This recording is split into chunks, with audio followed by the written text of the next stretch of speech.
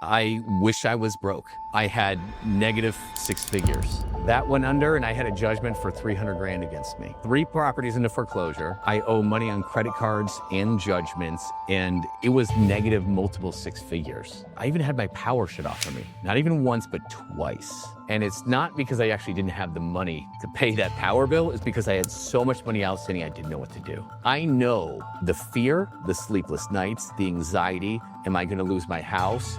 Am I gonna be able to pay all of that? If you look at my life for the next 2-3 years, you don't see any photos of me at home with our son. But I am never going to allow myself being this vulnerable of a situation ever again. Because you're not gonna save your way to wealth. You have to start increasing your profits. You're creating your own bank. This money's gonna appreciate no matter what. And you lend it to yourself. Like when I lend it to myself, I get it at 5.3% interest. But just like a bank, I'm actually making money that's still continuing to grow like it never came out. We just don't have to worry about money every day and every month and every quarter, and that just goes away. That's everything. This is the single biggest breakthrough I see in this industry. And I think anybody, any fitness entrepreneur needs to go all in on this. I'm gonna make $750,000 a year in income by the time I'm 65. And I don't even have to accumulate millions of dollars to do it. Most people build businesses to make money. Very few build them to create freedom. Today's guest, Scott Carpenter, is the founder of the Profit Lifestyle. It's a movement around one core idea: revenue is not the goal, profit is. And profit, when structured correctly, becomes wealth, and wealth, when stewarded correctly, becomes freedom. But Scott didn't start there. He started with broken credit, negative net worth, negative self-worth, and over $300,000 in debt. Properties in foreclosure. And in that season, he said something that stopped me. I wish I was broke. Not scaling, not growing, broke. And so today we're talking about what that means and how disastrous financial decisions can destroy identity, how to eliminate bottlenecks and drive real profit, how to legally pay less to the IRS, how to turn business profits into indestructible wealth through strategy, ownership, and cash-flowing lifestyle assets. But more importantly, we're talking about the inner shift from survival to stewardship, from ego to wisdom, from fear to freedom. And that's what we'll be discussing today with our guest, Scott Carpenter. Scott, welcome to the show. 5 studios, a coaching empire, and you're coaching operators across industries. I don't want to start with the success though. I want to start with something that I heard you say, and it was interesting. You said there was a time where you wish you were broke. Yeah. So I would have given anything to be broke and have $0 at a certain point. And really rough period of my time growing up. But in my 20s, I worked in the corporate world, and I had big dreams. I want to be successful in different ways. And I jumped into real estate at that point in time. So me graduating in 2004, I acquired 3 pieces of real estate. And that's when they were handing out mortgages like Tic Tacs, if you remember, right? Like you don't have to qualify for anything. They're just going to hand it out to you. Well, I wasn't responsible enough. I didn't know what I was doing, and made a series of mistakes. And when the Great Recession happened in 2008 and 2009, I got absolutely cleaned out. I had 3 properties into foreclosure. But I think the worst part about it was that I didn't know what to do. I was paralyzed with fear, and I let all of that tumble down around me because I didn't know where to start. I owed money everywhere, and I even had my power shut off of me. Not even once, but twice. And it's not because I actually didn't have the money to pay that power bill. It's because I had so much money outstanding, I didn't know what to do. And it was really tough.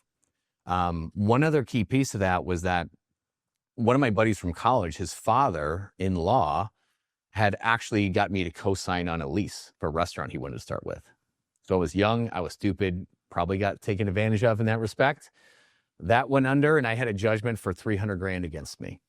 So 3 properties into foreclosure.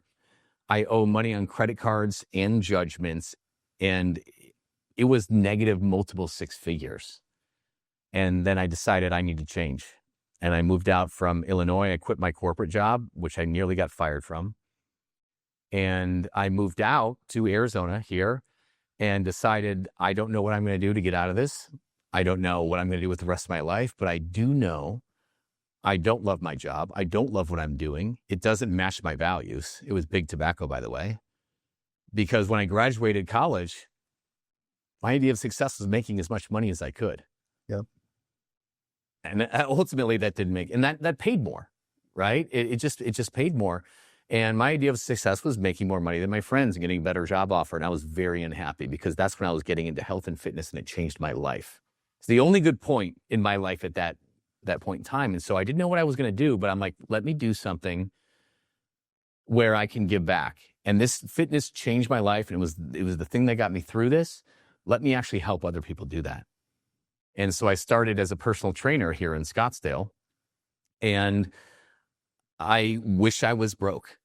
I had negative 6 figures. I met with a bankruptcy attorney twice, and that didn't go well either.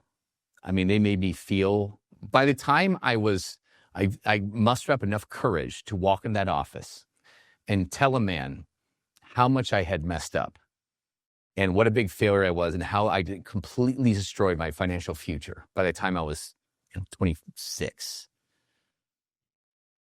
And the first time I met with a bankruptcy attorney, I was still in Illinois. Yeah. Mustered up the courage, unloaded. First person I told. I didn't tell my family. I didn't tell my parents. I didn't tell my friends. I was flat out embarrassed.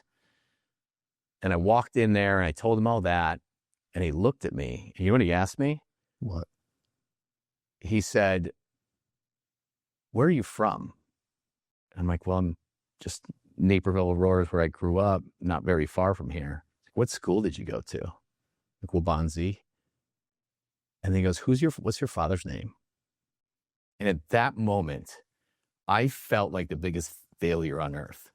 Because that moment, I'm worried this guy's I'm sure there's client confidentiality, but I'm like, is this guy going to tell my father about this? Like, at that point, I was so ashamed to be my father's son, which was just unbelievable. And it was the most heartbreaking moment, and I went in there, bared my soul, mustered up enough courage to tell one person, and he made me feel like that. And then I just buried it and I moved out. And at a certain point, once I started making money and seeing success as a trainer, I'm like, I've got to tackle this debt. And it was a mountain, but I got it done. 3 properties, $300,000. You went quick there to the change part, right? Like, I'm going to change industries.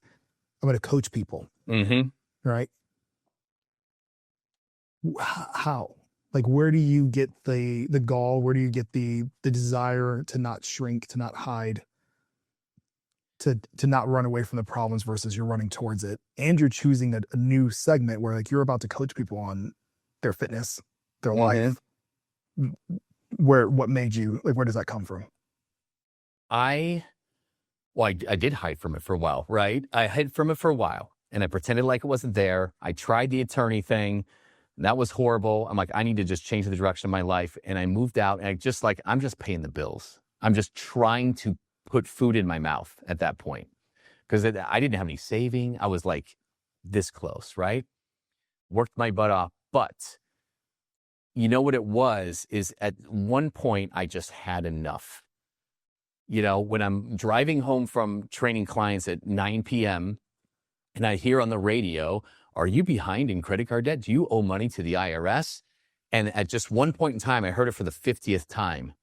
And I'm like, I'm done. I got to change this. I had enough. And so I don't know if you've ever been in that situation where you haven't picked up your mail in several months because all it is bills and collections and all that. But if you don't pick up your mail for several months, you have to go to the post office and pick it up. And I'm like, I'm done running. I'm just done running. I'm going to tackle this once and for all. And so I went to the post office, showed them my ID, and they're like, "Oh." And they brought out multiple corrugated boxes full of mail and multiple. And I had to open those up and lay them out one by one and figured who I owed money to and calling, seeing if I can negotiate. But I just had enough. I laid all of it out. I got it all sorted. I had to figure out how to repair credit scores and how to negotiate debt And I put a plan together and I just chipped away at it for several years. But it was just, I had enough. I had enough of running. Especially now, you scroll social media, you see a younger entrepreneur, you see that young personal trainer about to open up a gym, you see the one that wants to be the online coach. Everywhere you see it looks like everyone's doing 7 figures, right? You see a lot of confidence, you see a lot of ego.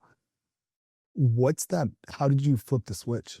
Because you have to go from, you look through all that mail, you see your failure, you see the red, you see I get it, been there, probably see the $300, pre-approved pay to get a credit card. Yep.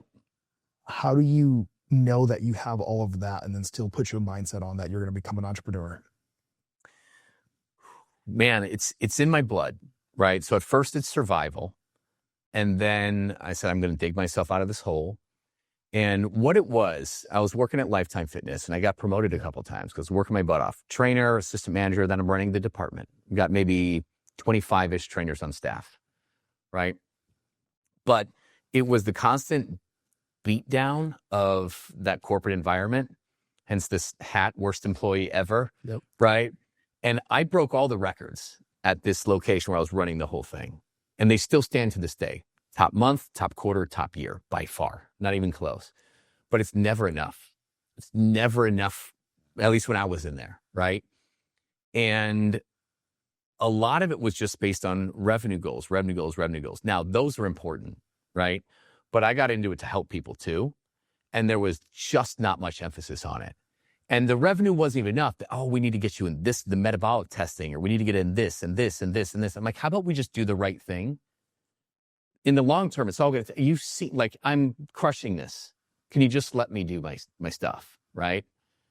And that kind of pressure and all that, I'm just like, that's not why I got into this. I didn't get in this just to sell crap I don't believe in. And I'm good at selling stuff I believe in, definitely, and I'm game for it. But I'm not good at selling things I don't believe in. I've gotten out of that. Once I left big tobacco, that's done. I'm not doing that again. I don't feel right. It doesn't match with my integrity.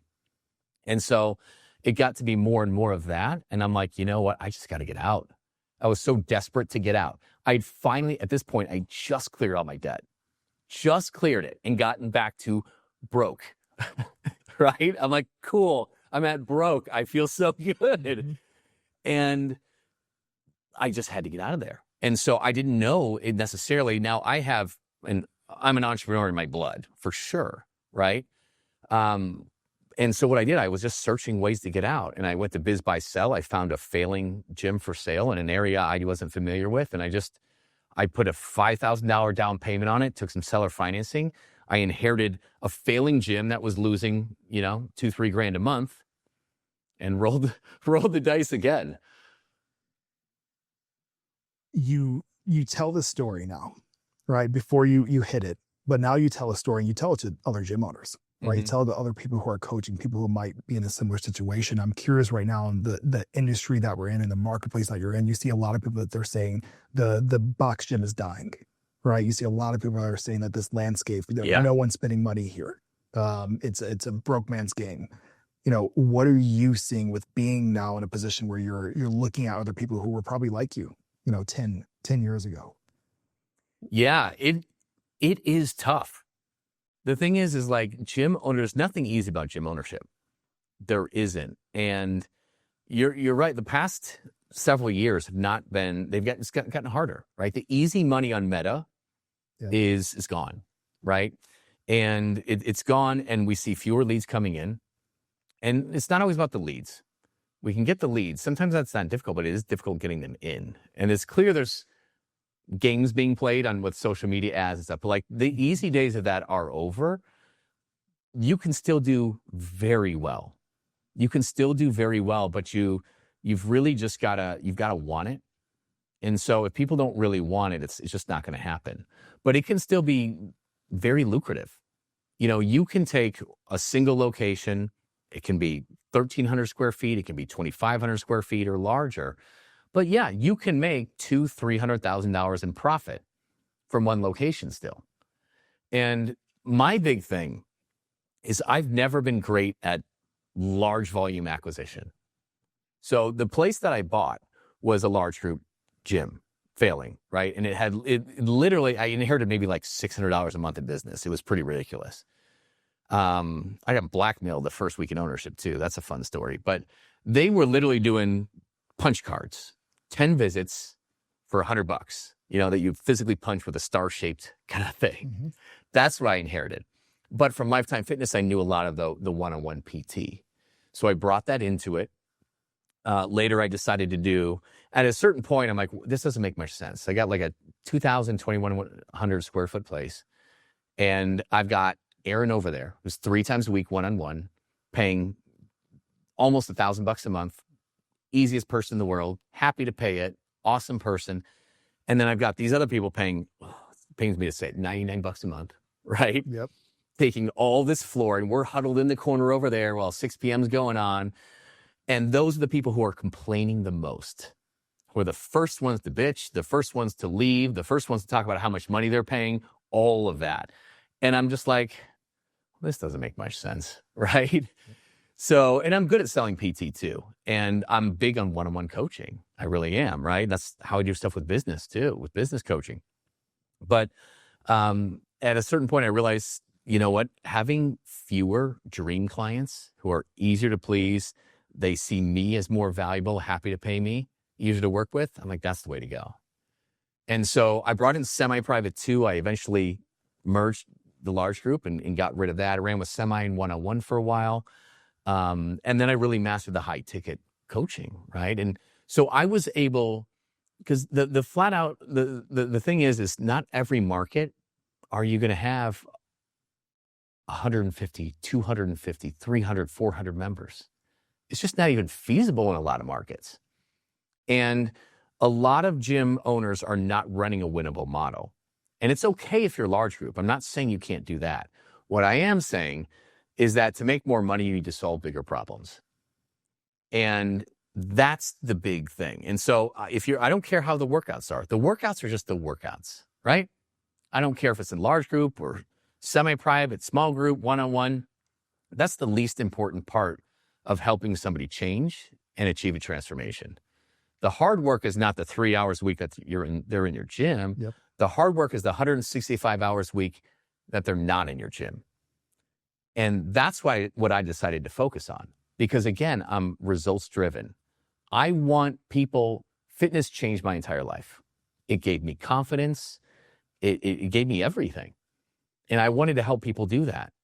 And so the coaching program that I developed, it is expensive, but it's expensive for a reason. And you know what? I don't need many people. I don't care if you're a large group or not. It doesn't matter. If you want to help, if you want to make more money, solve bigger problems and help people in a bigger way. And so the main thing that I have done is I've been able to make money by needing way fewer clients. And over time, that has proven to be way easier, way more resilient across, back when the days were easy. Yep. Through COVID, post-COVID, and today. What you had mentioned, where a lot of people are like the box life is dying, right? Yeah, the volume model, the market equilibrium and acquisition and churn, a lot of times that equilibrium is lower in 2026 than it was several years ago. And that might not be coming back, right? You have to learn how to solve bigger problems, how to make more money with fewer clients. You make more money, solve bigger problems. Mm-hmm. You have this unique perspective right now where you come from also you're in the game, right? You're running 5 locations, right? Or you have your operator running 5 locations. You're coaching, 100 plus different coaches that are doing the same. What's the problem that if you were having someone that wants to switch to this, they're doing the, $14, coupon to come join my gym or do a trial session or come do a free consult and an online call. What's the problem that you're seeing that people should be chasing? What's the problem they should be solving? The problem that they should be solving. So the average person coming in, right? And it depends on the source. But the thing is that the average person coming in doesn't really know what they want or need, right? And if they see an ad or they're just looking for a place and they're going to call the gym, let's say, we already know what they're going to ask. The only question that they're going to ask is, how much is it? That's it. they don't know what they need. They don't really know the difference between good and bad. And the chances, just as somebody who calls in asking about the price, of them succeeding, just coming in and working out with you, is practically nil. Maybe not nil, but less than 5%. It's low. It's low. It's low. And we let them ask the questions. You know what I mean? It's yeah, how much is it? And then maybe like, oh, okay, what times are your classes? What times do you have? Right? And, oh, do you do this kind of workouts? Because I don't really like that, or I'm looking for that. They might just talk about it, but we let them take the lead. The thing is you are the expert. You are the authority. If I were to call a surgeon's office, because I've got this thing going on with my neck, I can't just call in, ask to speak to the surgeon, or just get him on the phone, tell him what I have going on. I got this thing going on with my neck, right? Here's what I'd like done. By the way, do you have 9 a.m. open tomorrow? It works really well for me. And how much is it, right? That's not how it works. I follow their process. Yep. That doctor, I can tell him maybe what I have going on, what I think it is, but he's gonna be like, well, hang on. You know, like, does it hurt when you do this? He's going to diagnose me, ask me questions, and figure out what the issue is. And then he's going to prescribe what I need. And then we talk about price after, right? And so quite often we just let the inmates run the asylum. They need help. They need to be led. And we give up all of that. We are the expert and the authority. And so the way we do it is just opening up with a discovery call. And this is not always for every model. Mm-hmm. It is okay to run a low barrier entry or free consultation, but it's the way that we interact with them. We need to position ourselves as the expert and the authority. I call it a doctor frame, which fits very well with Asher stuff, yep. Right? Mm-hmm. But act like you're the credible expert. It's you flip the tables on them, right? And because it doesn't matter how much the cost is. It doesn't matter if our workouts are this or that. They don't want to work out. And that's what a lot of fitness professionals don't realize. Nobody wants to work out except for us fitness nerds. Everybody else is trying to solve a bigger problem. And what you need to do in your sales process is find out what that is. But Scott, I don't offer anything unique. I sell fitness coaching. I give nutrition. I do macros. Why would someone pay more for my program? Yeah, because you're right. So that's commodity-based stuff. Whether you're just selling workouts or we're selling nutrition coaching or macros, great. So does everybody in the world. You're only going to be able to charge so much for a commodity service. Yep. You are. And that's the whole thing. We have to differentiate and get away from that commodity-based pricing. And so the way we differentiate it is that, listen, coming in and working out and going on a restrictive diet for, how long can you do it for? 4, 5, 6, maybe 8 weeks, somebody can do a restrictive diet. You're never going to do it again. They just don't work. And what does work is changing your habits long-term. It's changing and making so it's easy. So what we do, we don't do nutrition coaching with it. We offer a mentorship. We take somebody by the hand because it's kind of easy to get the results in the short term, incredibly difficult to keep them in the long term. That's why everybody yo-yos. You're motivated, you start working out, you start going on a restricted diet, you get there, not sustainable, you go back up. We all know this. The clients know this because when you dive in, it's like, yeah, I've been struggling this for, 15 years. Yeah, are you ready to stop that once and for all? Right? And so the diets, and that doesn't work. We take you by the hand and we build a program and teach you how to do it around foods that you like to eat, right? Around times that are convenient for you. Your plan has to be fun. It's got to incorporate foods you like to eat. It has to be flexible. It's got to be something where you can still hang out and spend time with your friends and family. It's got to be something you can do forever. And so we start by learning what they normally do, and we make small changes to their habits so it's easy. It fits in with their lifestyle. Because that's the hard part. We make things way too hard for people. They will never stick to it, right? And so it takes time to do that. What we do is we basically onboard them, right? We give them homework to do where we learn all about their lives, a good questionnaire to kind of foods they like to eat. Are they in control of their meals? Do they eat out a lot? Because you can't fight it. You can't fight it. If somebody needs to eat out for their job, or they just can't get the hang of prepping and bringing their lunch to work, okay, what are the 2 to 3 restaurants you go to? Great. Let's pull up a menu and let's figure out 2 or 3 meals at each of them. There you go. You've eliminated that problem, taking it off. All that margin of error is gone, right? And so we have them do homework, we onboard them, we establish what habits on a daily and weekly basis they need to take to get from where they are now to where they want to be, or who they want to become, right? More importantly, we want to change their identity. They become somebody who works out 3 times a week because they know it's going to have them live their best life. They become somebody who eats well 80, 90% of the time. Not because they're giving everything up and it's horrible, but because, yeah, this is just what I do. That's when it becomes sustainable, right? And so, yeah, we just onboard them. We figure out their habits. And then weekly, we meet with them weekly, 20, 30 minutes, typically over Zoom. Could be a phone call, could be in person if you want to do that. And we celebrate the wins, right? We take a look at where they struggled. Based on where they struggled, what's one way we can make that easier in their life? If it's snacking late at night, let's talk about 1, 2, or 3 strategies. Like, you know what? I like that one. Let's just do that. Are you able to do it? Yes. Great. Boom. And every week we just reduce the friction to them being able to do this. And you'd be surprised. 2, 3 months later, it works. And they feel empowered. It's almost like an empowerment program. Mm-hmm. But the key is we're not offering nutrition coaching. We're offering a mentorship. It's identity change. Absolutely. And innately, people are like, oh, man, that's exactly what I didn't know this existed. This is exactly what I need. So I'm your client. I take this advice because this is great, right? It's awesome. I can see how this could lead to someone, 1, getting better results, and 2, wanting to pay more money. But I'm curious on the flip side, because we talk about identity change for that client who's going to these results. But I want to talk about the entrepreneur that takes your advice and they actually apply it, because you've seen it. You have seen these transformations happen. What changes for them? Oh, man. Again, I've been teaching this stuff for like over 5 years. Mm-hmm. And there's a lot of changes. So what's been really cool, like we have people who do really well, right? Like Mike, shout out to Mike Dragovich. He's in Mount Prospect, Illinois. Yo, Mike.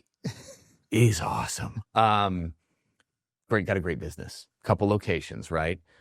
But he bolted this thing on, and in a period of about 3, we extended his launch period. Because we bolted in people's custom businesses, right? How your business operates and runs, front end, back end, all that kind of stuff.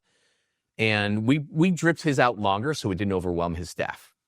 But his initial launch period, I think in about 4 months, maybe 5, he cleared $100,000 in new business from 2 locations just with high ticket, just by bolting on a high ticket mentorship. Just insane. Now that's awesome. That's huge. But what I like about it even more is the one who's struggling. The one, I remember Lauren out of Ruston, Louisiana, not a high income area, right? She connected with me because she heard some good things from people, and she was crying on the phone. She's like, they've owned it for 9 years and raising 2 little girls. Her husband got cancer. She thinks it's from the stress of running the dang CrossFit gym. And she took over, and it's just been hell. And she's like, I can't keep doing this. She's burning the candle at both ends. She was an amazing coach. But membership's $120, $130 a month. She's insane at selling nutrition coaching, but it's like $89, $99 a month. And the margins just don't scale on that stuff with the work. And you can't hire somebody to take that over at that. And she was holding back the tears. And she's saying, like, I've tried everything. I've tried every program, and I've hired everybody.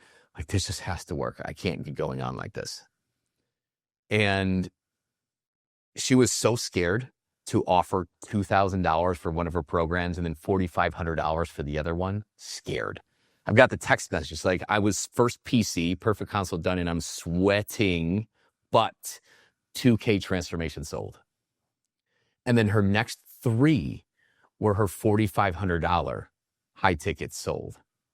In that first month, I think she signed up 6 or 7 people, but she brought in 18 grand in new business. And that changed her entire world, her entire orbit. And the voicemail she has, like, makes me tear up. Like, it's pretty amazing. That's the cool thing. So whether like you're struggling a bit or you're doing really well, like it can be life-changing on what it can do for your business. But the cool thing is is it forces that owner to level up. We all got into this business to change lives. And then we quickly realized that's freaking hard. To get people to change, it's not from lack of trying. Mm-hmm. We try and we get results with 5-10% of our people maybe. And the rest still come, they enjoy it, but we don't do it. It just doesn't happen. And then we realize how damn hard running this business is. And I mean, I know, I've been in some really bad places trying to make the bills get paid, all that kind of stuff. And we lose sight of that dream that we had of helping people. And now it's just about paying the bills. I'm just trying to get through this month, this quarter, right? And the neat thing is this helps. And I see it with the owners. I also see it with their employees. They're like, this is what I got into the business in the first place to do, to really make a difference in people's lives and help them become somebody better. And that's the cool thing. They light up with that. And then they level up their game. When you learn how to really be a great coach, and it's almost kind of like a quasi-life coach, right? Mm-hmm. It's really what it is. The gym owners themselves elevate. And that's the coolest thing, to see them level up. So I think that's what I like about it most, is people really step in to what they've always wanted to step into. Yeah. Thanks for tuning in to Standing in the Gap, sponsored by AstroMed. And we are on a mission to bridge the gap between medical and wellness, which means that if you're watching this and you are a wellness business owner, we want to do everything we can to help you succeed. And with that, we have a little special offer from Scott. We have ringed his arm here to help you get to a profit level that brings you freedom. So if you want a free profit blueprint, you'll see it in the description. You'll be able to click and get on a call with Scott or a member of his team, where they're going to walk you through exactly what you can do in your business, your situation right now, tactically, to get ahead, get profit, and most importantly, get freedom. I see in your eyes when you talk about the lady and the text message and the voice note and the first consult and what her husband was going through. Why does that touch you more? Why do you care so much about this freedom aspect and not just the go make more money? It's never been about the money for me, and it's because I have been in the worst places, right? You know what happened before I got into the fitness industry, but a few years into it, I had 4 locations. I grew way too fast. I had no still financial backing, because my credit took a long time to repair, right? So it's not like I had lines of credit and tons of things. I grew really quickly before I had systems in place, before everything. I managed to make it through, but I had 4 locations. My employee number 1, who came with me to start it up, that ended up being a really hard situation. So I got a call from one of my guys on a random Sunday. He's like, I got to talk to you. This place is sick right now. And I had to go in there and figure this out. But essentially, the guy, employee number 1, ended up having a big alcohol problem, substance problem. He ended up sleeping with the head female trainer completely. And he had no shows, this, that, and the other. He completely been denying it to everybody. She was really good friends with the other guy who had really full up. And this all came to a head, and he lied to my face about it. I had to interview everybody to figure out what is the truth, what's going on. And anyways, he ticked off everybody in there. They all left but one guy. And I was running my Desert Ridge location. He was in location number 1. And here's the thing, I'd known him for a long time. And he's really good at being a different person to everybody. And it took me a long time to figure that out. It's like sociopathic level. It's just you and I don't expect somebody to just completely lie to you about everything and to everyone, right? And I'm like, what he did was horrible. But I'm like, his wife also, or fiance, backed out a week before the wedding. His dad died 2 months later. And I'm like, this is fundamentally a good person who has a massive life crisis going on right now and going through some hard things. And so I had him get counseling. And instead of letting him go, I switched places with him. So I brought him over to the Desert Ridge location, and I went over to the original location. I had to raise it it was decimated from this. And you know what he did? The exact same effing thing. Wow. He hooked up with the female trainer. I had 2 locations that completely got just blown up and are in the red. And I'm one person. And this is when my wife and I just got married. We had a newborn son. And if you look at my life for the next 2-3 years, you don't see any photos of me at home with our son. It's when she brought him into the gyms to spend time with me. I was going in at 3:45 in the morning to train John one-on-one 5 days a week because I needed the money. I was staying past 8. I worked just about every single Saturday and Sunday. And I was going between 2 locations. And that was hell. And, but here's the thing. All of that pain, that gave me an axe to grind. I said, I am never going to allow myself being this vulnerable of a situation ever again. And I got really serious about business. I got really serious about it. I spent the money. I got the education. I put in the time because that was awful. I mean, it's like 80-hour work weeks for the unforeseeable future until I get that stabilized and turned around. And that's it. Like, I know the fear, the sleepless nights, the anxiety. Am I going to lose my house? Am I going to be able to pay all of that? I lived through that for so long that I was lucky just to get by in a lot of ways. I mean, luck, God, whatever it is, was just like, I just got lucky. You know what I mean? And by figuring a few things out, by picking up this key guy, by just getting that new business in when I desperately needed it, I could have gone under any time. And I was lucky enough to make it through the other side. And I learned all this stuff from it. And I know that pain so bad. I feel it. And so, like, when I can help somebody bridge that gap, it just means the world. I see you feel it, man. 2 years not seeing your newborn son, right? Yep.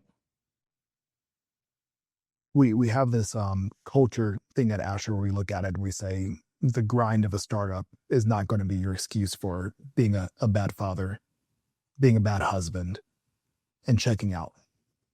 And you see a lot of entrepreneurs will use that grind. Mm-hmm. I'm chasing. 1 year turns to 2 years. 2 years turns to 3. It feels like it's for a good cause. It's chasing revenue. You talk about chasing profit. You talk about chasing freedom. Yes. Right? So you've been there on the other side. You feel the pain. What's it supposed to look like when you are living a life where you're chasing profit and you're actually living for freedom? It just, when that just pressure, that valve, like, we just don't have to worry about money every day and every month and every quarter, and that just goes away, that's everything. Everything changes. And when I started recovering and making the money, I was very disciplined because of all my financial mistakes before. I'm just like, when I said I'm never going to allow myself to be in this vulnerable of a situation again, it means I'm taking all this extra income that I'm now making and I'm going to do the right things with it. I'm going to learn how to pay the least amount to the IRS and crush my taxing. And I'm going to learn what to invest in and create passive income and security, where it's still liquid too. Business owners, we need more liquidity with our finances because, listen, a bad month, a bad quarter, a bad year can happen to anybody. Yep. You could lose those 2 key people and it's like, oh my God, I feel like I'm starting over. Anything can happen. COVID, right? All of these things can happen. So when I started making the money, I was very disciplined to do the smart, responsible thing with it before drastically increasing the quality of my life. And now I have these investments that spin off passive income, provide complete protection for my family, even if I were to die, right? In the next year, 2, 3, 4, 5, whether I die tomorrow or I live to be 110, just the few investments that I've made, I know my retirement's already taken care of. A lot of us can be getting by, but in the back corner of our head, like, am I going to have enough to retire? Mm-hmm. Like, could my kids go to college if they were going to get, like, right? It's a lot of that. It's either low key or high key anxiety, but it's there. We don't have a lot of safety nets when we're doing our thing. And, over a series of like 3-5 years, I made a lot of the right moves. And now time just does the work. And what that does is frees me up to be able to spend the time how I want to spend the time, to pursue new ventures, to have adventures, right? and do the trips. And that feeling of freedom is awesome when you make both the money that you need to, but you also have the time to be able to enjoy it. And don't get me wrong, there's still periods of time where, shit hits the fan and we're in it, right? I'm working really hard, but there's also times where I can take off for 2 weeks and go to England, for my wife's cousin's wedding, which I skipped out on every wedding I had back in Chicago during those times. I had no money to fly out there. Are you kidding me? No time to not make money in the gym. It was not a possibility. I had to sacrifice everything for years and years and years. This is where it gets fun. So someone starts taking your advice. I'm an online coach or I'm a gym owner, and I see my first $10,000 profit month. Walk that person through the initial steps they take to get to where you're at now. Yeah. So the order of investing for everybody, number one, invest in yourself. And these aren't always monetary. It's also time, right? Mm-hmm. You are the number one asset. Nothing is going to change in your life until you do, right? And so it doesn't need to be a lot of money, but books and podcasts where you're spending your additional time. Learn. Find somebody who's gotten to the point where you want to be, and just soak it all up. They might have a podcast, they might have a book, whatever it is. That's the biggest thing. But also invest in coaching, do the courses, go to the live event.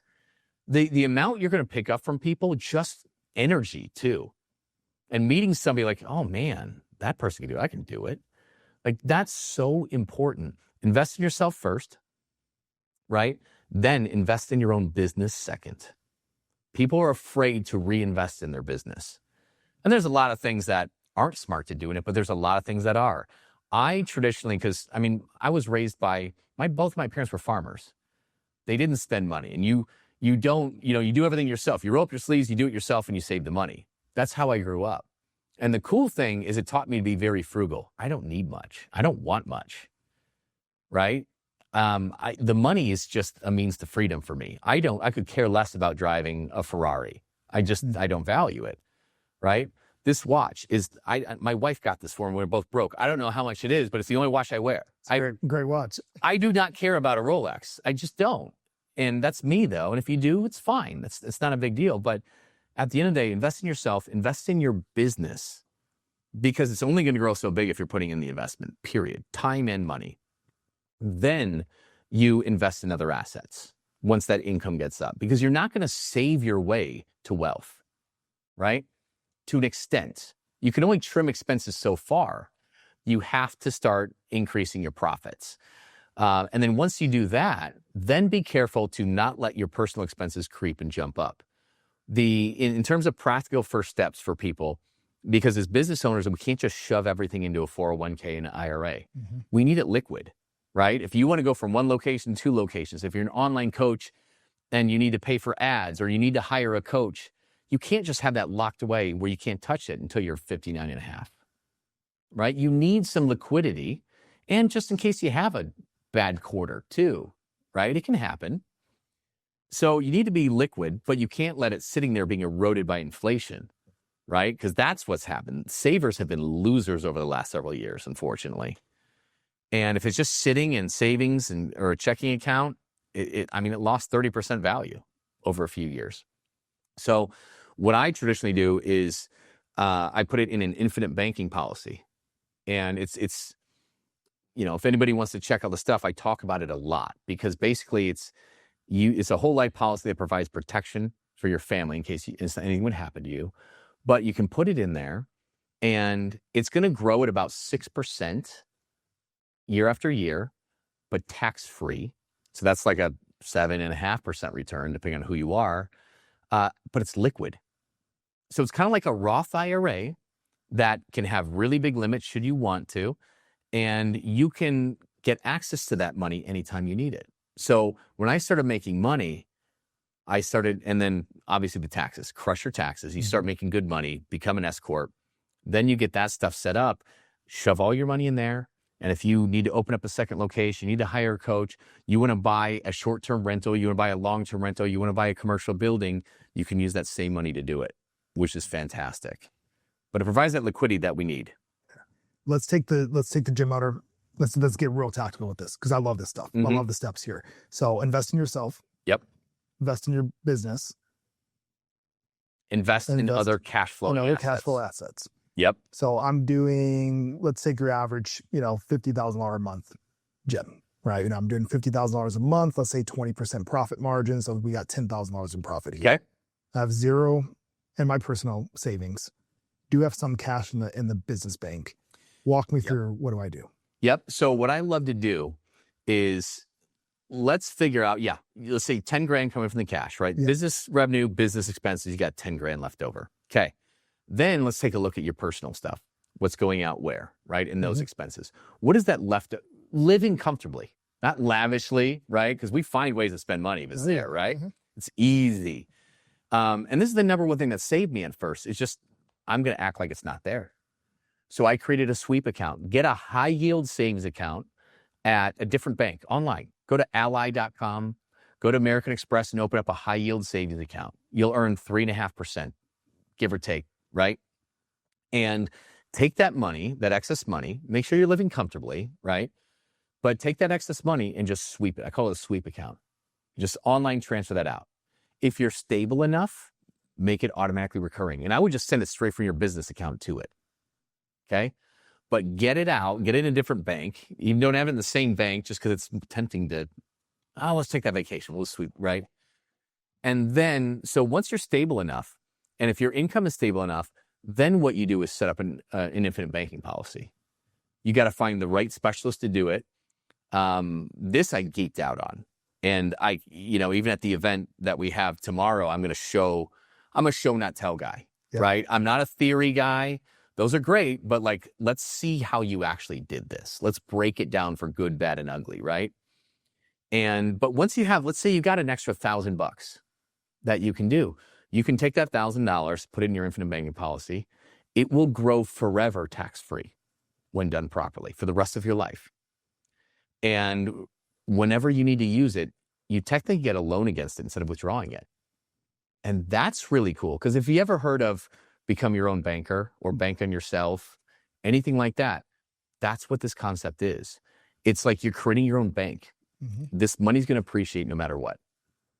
And you lend it to yourself. Like when I lend it to myself, I get it at 5.3% interest. But just like a bank, I'm actually making money that's still continuing to grow like it never came out. So it's growing, but it's also accruing interest. And when I choose to pay that back, and there's no terms, I could never pay it back if I don't want to. I could pay it back monthly or just when I have extra money. But when I choose to pay that back, essentially that interest goes to me. That's why it's called becoming your own banker. So instead of that interest going to Chase or to Wells Fargo, it goes back to you and you reap the benefits of it. It's a little advanced, takes a minute to wrap your head around. But the bottom line is, think of it like a savings account that's going to earn way more money, be tax-free forever, provide death benefit protection for your family if, God forbid, something happens. And you can get access to that money for whatever you need it for. Yeah. And in my case, I first started putting money into that. I loaned it back out to buy my Flagstaff cabin. That became a short-term rental and very profitable. I used it to acquire the house that we're in here and instead of selling my old house, I kept that as a long-term rental, right? Because I took the money for the down payment to buy this instead. I bought my first gym's building, bought the commercial building there. I invested in Castile Armory, which is my favorite sword manufacturer because, I do historical swordsmanship. I invested into them. We bought a 10,000 square foot building. So it's called the velocity of money. Get your money working in different ways, right? Even real estate. I make money on cash flow. I make money on appreciation. I make money on amortization, which is every time I make that mortgage payment, the principal goes down, I get richer, and tax benefits. Plus, I ran through my infinite banking. So my money is being made in many ways. And that's why you only need to make 3, 4, 5 moves. And then you just live your life and pay your bills. And you let time do the work. And it's like, oh yeah, cool. I'm going to make $750,000 a year in income by the time I'm 65. And I don't even have to accumulate millions of dollars to do it. It's just time does the work on these investments. It is so rare to see someone in the space. The audience, knows that I've been in a place where I've come from this gym world.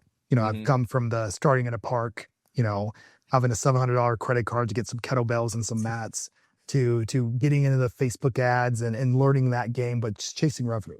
And it's so rare where you hear a coach that gets really tactical with what do you do with the success. And I think one thing that it does is it opens up opportunities. Yeah. And you see this with yourself. You get excited about it. Yes. It opens up freedom, right? It gives you your life. That's my highest value. Yeah. Freedom. Right. And it gives you the opportunities and something that's really interesting because it's happening right now in the marketplace. We just talked about it. We talked about you have wellness business owners who are on the front line for change and opportunity. You see a lot of people become rapidly successful because you can put money away, you can invest money, you can do those things. But there are times in the market where there's times where if you are in a position where you can take advantage of opportunity, you can have 10x growth, right? Yes. So I'm curious for you, as you're walking through with this and your industry right now, we see this rapid change happening with telehealth, hims and hers, peptides, medications. And how are you looking at that opportunity and how are you guiding other people to look at that opportunity? Yeah. Well, I mean, at first, like most fitness professionals, I had a knee-jerk reaction when all these things first came out, right? And we see it as kind of a threat. When GLPs first came out, we're like, oh, right? Because we always rest our laurels on like, oh, there's no magic pill. And then this stuff comes out, and we all were kind of scared of it. And when it first came out, and then what happened is, I've coached another gym owner in Texas who's a former family medicine doctor. Really? And name is Kai Hauser, a great operator. And he's somebody who has like a lot of integrity too, right? And he didn't like the family model and how that worked and turn and burn. And he started up a gym and then he did medical weight loss, right? As an MD. And he changed my mind on like tirzepatide and all this. And if you start with like a lower dose and do it responsibly and you're making sure, because they brought in my high ticket mentorship into it, right? So we make sure the nutritional changes are there and then the workouts are there too. And like I started seeing the results on all these people. And then in my own gyms, the people, I don't go in very often, but I go in and the people who saw the best results are doing these things. But they're doing them the right way. And they're doing it in combination with the habit changes and the workouts. And I'm like, wow. And then as I started looking at all the studies on, I'm like, oh no, this is actually really good. And so I see this as one of, if not the biggest opportunity in the fitness industry that I've ever seen. The biggest. And because, I mean, the stats are out, 18% of all adults in the United States are on them or have used them. Yep. And they barely existed to the general public more than 3 years ago? Something like that, 2-3 years ago. And people are knocking down doors and begging to get these. And they are so useful and so beneficial. And I'm drinking my own Kool-Aid because as soon as I signed up with you, I'm like, I want to know what the experience is like as a patient. I want to know what it's like to be on this. I want to know, are there side effects? How do I feel? I want to be able to talk about that because I can't sell anything I don't believe in. I just don't. And so I've been going through it and it has been unbelievable. It is so much easier for people to make changes to the cravings are gone and you can reset things. And it is such a beneficial tool and everybody wants it. This is the single biggest breakthrough I see in this industry.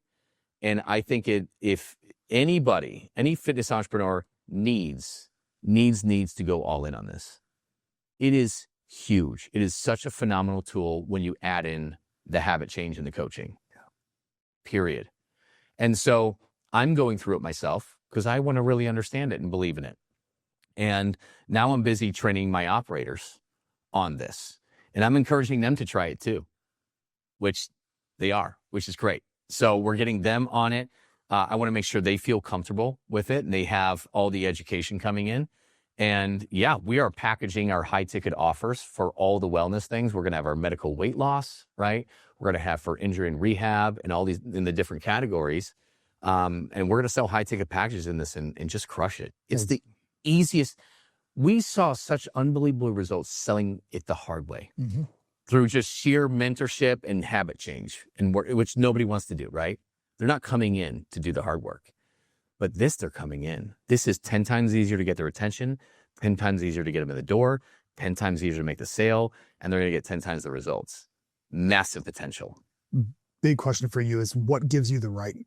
What gives the gym owner the right? You know, we have personally made our stake of, we go to the front line. We want to give the power to the wellness business owner, because it's not them who should be playing physician, but it's them who should be connected with the physician. Because it's the wellness business owner who's actually doing the hard work. Like you just said, you guys have sold the hardest things possible, right? Getting people to change, getting people to work out, getting them to eat healthy. You've already done the hard work. You're working with these guys. But for you and your people, what do you think gives you guys the right to have a seat at the table when it comes to, you know, these conversations? Yeah, that's a fair point. And I think that we don't realize how fitness entrepreneurs, fitness professionals, how much we have changed the entire course of health and fitness all over the world, particularly in the United States, right? You look back at bodybuilders from the 1940s.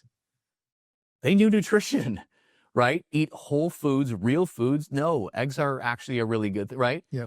They got all that figured out back then.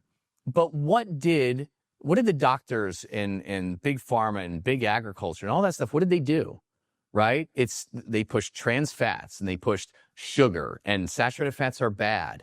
And listen, if it weren't for us health geeks and personal trainers and everybody in the fitness industry, we'd still probably get nutrition recommendations like it's 1985, right?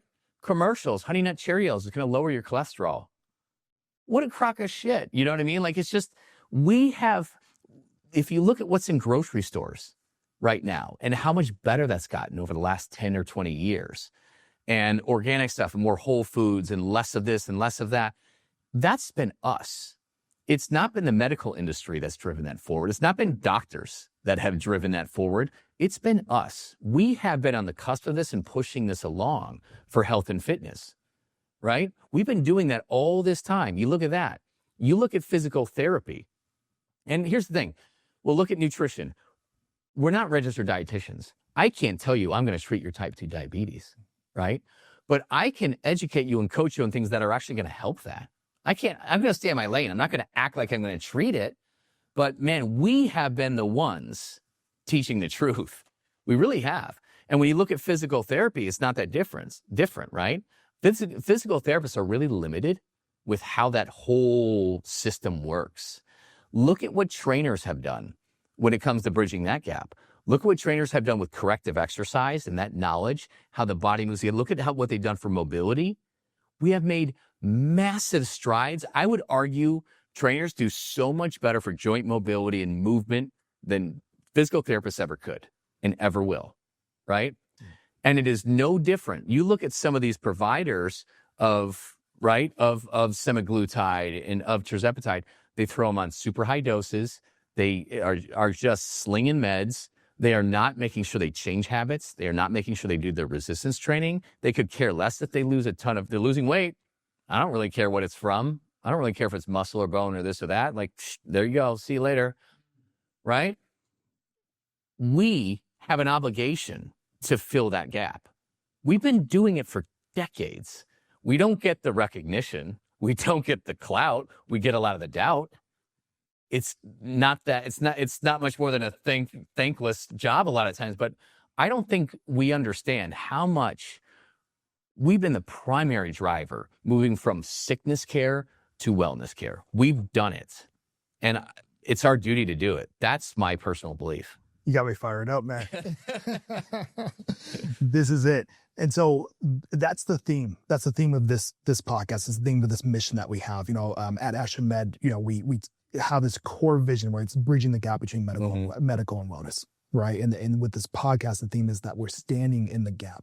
We want to bring the physician, we want to bring the medical expert, we want to bring the wellness business owner to the table, because that wellness business owner is sitting on the front line.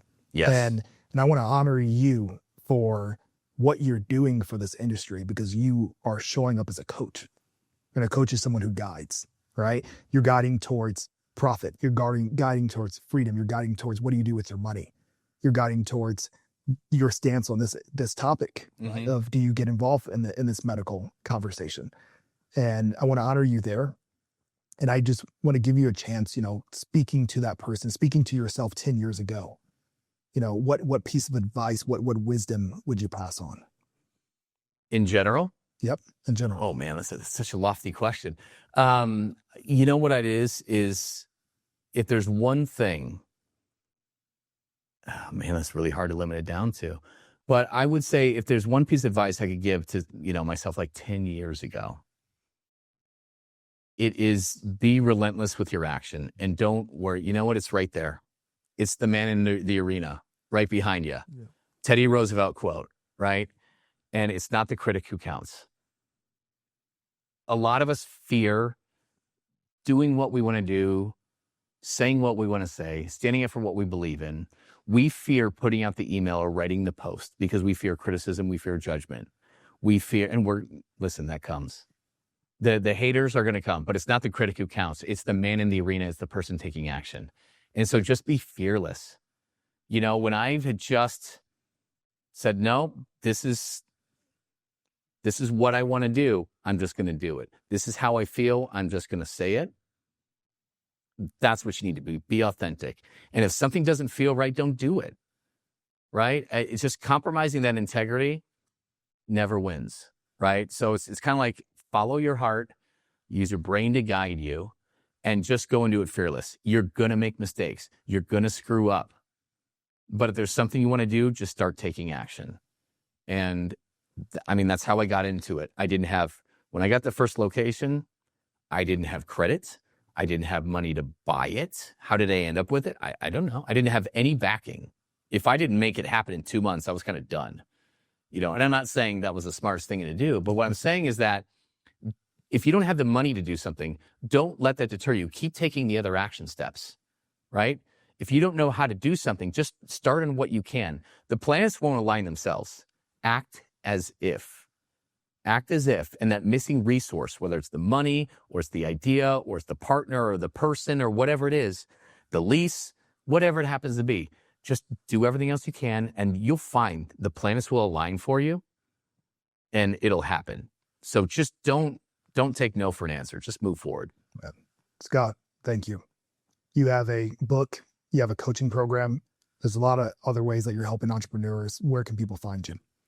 Instagram is at Coach Scott Carpenter. And on the business side of things, especially for the fitness wellness businesses, ptlegends.com is a good one. Or if it's more on the wealth building side, theprofitlifestyle.com.